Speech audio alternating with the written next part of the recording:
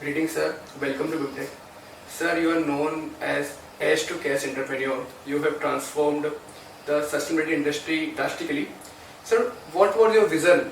How you came up with this idea that you are going to make your career in this? Suppose if I am a student, I am going to think I want to do a MBA, I want to do UPSC. Sir, what opportunity you saw in that waste?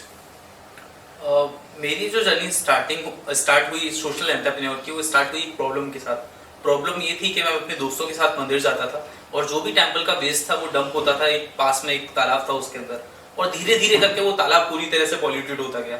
मैंने पुजारी जी से बोला कि waste मंदिर की जो राख है ये इसमें डालना बंद कर दीजिए, पर उन्होंने बोला अगर मैं इसमें ना डालूं तो इसका क्या करूं।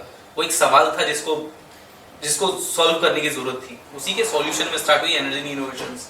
सो एज अ इनोवेटर मुझे लगता है कि अगर आप कोई भी इनोवेशन कर रहे हो और वो यूजर्स तक नहीं पहुंच रहा तो वो इनोवेशन बेकार है, उसका कोई फायदा नहीं है।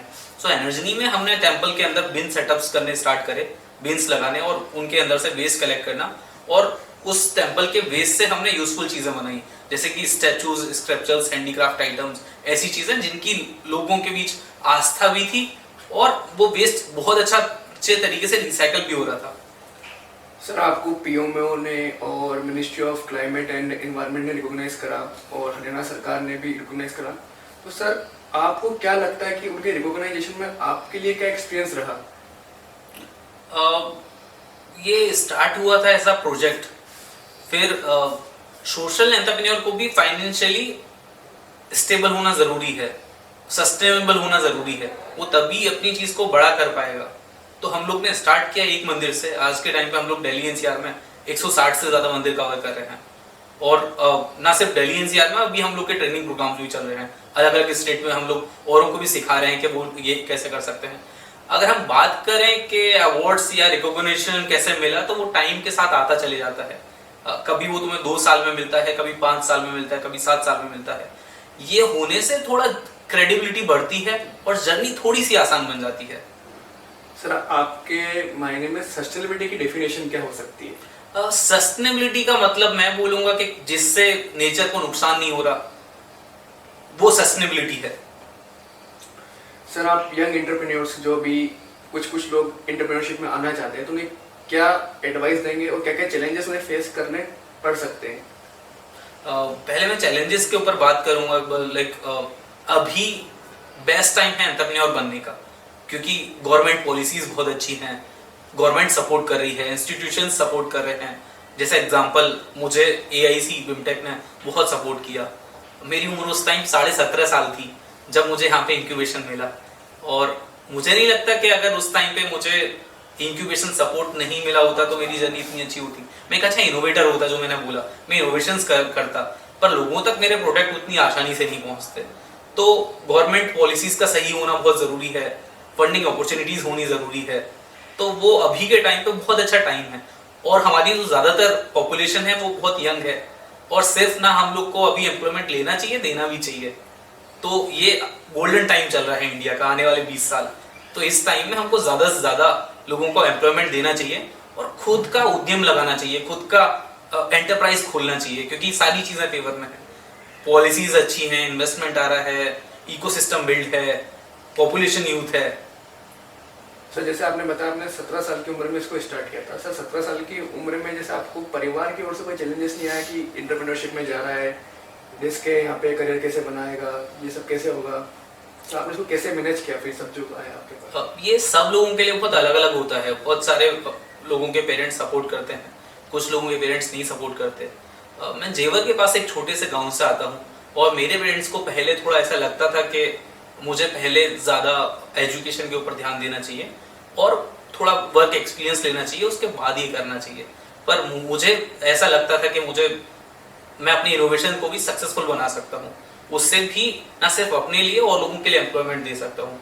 इसमें बहुत बार बहुत सारे लोग फेल भी होते हैं, मैं भी बहुत बार, मेरे टाइम पे भी लॉस आए, पर कंटिन्यू मैं 5 साल से ये काम कर रहा हूँ, और हम लोग अभी बहुत अच्छा काम कर रहे हैं, बहुत सारे लोग को एम्प्लॉयमेंट दे रहे हैं। साथ में हम लोग एक नए पैकेजिंग ब्रांड के ऊपर भी काम कर रहे हैं। तो ये जर्नी बहुत डिफिकल्ट थी। तो अभी जाके पिछले मैं बात करूं तो 2 साल से मेरे पेरेंट्स थोड़ा कम प्रेशराइज करने लगे हैं। पर्सनली मेरे लिए बहुत प्रेशराइज मतलब बहुत अच्छा वो नहीं था कि मतलब पेरेंट्स बहुत खुश नहीं थे, पर अभी के टाइम पे पेरेंट्स बहुत खुश हैं अभी देखा जाए तो, क्योंकि हम लोग ना सिर्फ अच्छा काम कर रहे हैं बल्कि सस्टेनेबल भी हैं, ना सिर्फ अपने लिए एम्प्लॉयमेंट जनरेट कर रहे हैं, खुद पैसा कमा रहे हैं और भी लोगों को दे रहे हैं। अभी मैं बात करूं तो हमने 2 साल पहले एक इनिशिएटिव स्टार्ट किया सॉइल राखी, जिसको मेरी मम्मी लीड कर रही है। उसमें मेरी मम्मी बहुत सारी औरतों को रोजगार दे रही हैं, तो उनको पता चल रहा है, अभी वो खुद एक्सपीरियंस कर रही हैं कि कैसे एम्प्लॉयमेंट जनरेट होता है, और जब उनके सामने हजारों राखियां पैक होती हैं तो उन्हें पता चलता है कि अच्छा काम कर रहे हैं हम लोग। अभी लास्ट राखी पे मेरी मम्मी ने तिहाड़ जेल में जाके विमेंस को ट्रेनिंग दी थी और लोगों को सिखाया कि कैसे भारत को आत्मनिर्भर बनाया जा सकता है, कैसे प्रोडक्शन किया जा सकता है।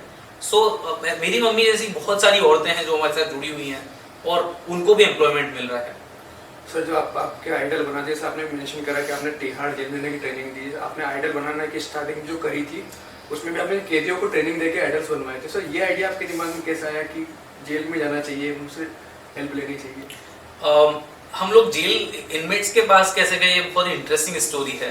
सो हम लोग के पास प्रॉब्लम स्टेटमेंट था कि टेम्पल वेस्ट है, सॉल्यूशन था स्टैचूज बनाई जा सकती है, आइडिया वैलिडेशन का कस्टमर्स भी थे।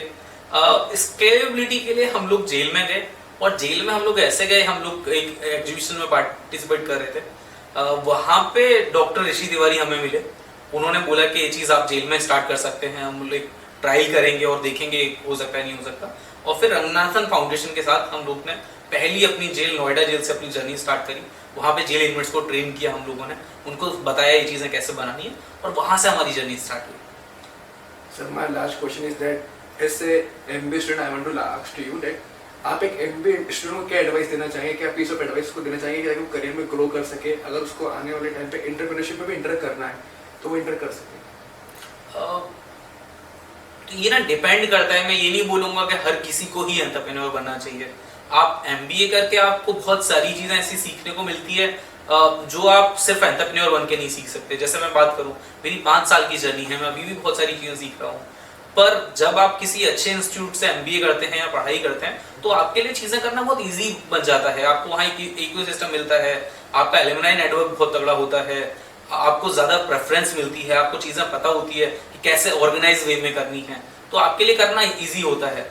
सो आप डेफिनेटली आप अच्छी जॉब तो ले ही सकते हो, किसी स्टार्टअप को बड़ा बनाने में भी हेल्प कर सकते हो, पर आप लोग चाहो तो एक अच्छा स्टार्टअप भी बिल्ड कर सकते हो। सर आपके लिए कोट करना चाहूँगा, एपीजे अब्दुल कलाम ने कहा था कि हमें देश में ऐसे युवाओं की ज़रूरत है जो जॉब दे सके, ना कि जॉब पा सके। सर आप उसमें से एक है और आपको बिमटेक में पाकर हम मतलब we are very excited and we are very please to have you BIMTECH. Thank you so much. मुझे भी लगता है कि मेरी लाइफ में एआईसी का, बिमटेक का और मेरे मेंटर्स का, जैसे चारी सर, ऋषि तिवारी जी, आभा ऋषि मैम, सबका बहुत अच्छा रोल रहा है। अगर वो लोग नहीं होते तो मेरी जर्नी थोड़ी डिफिकल्ट होती। Thank you.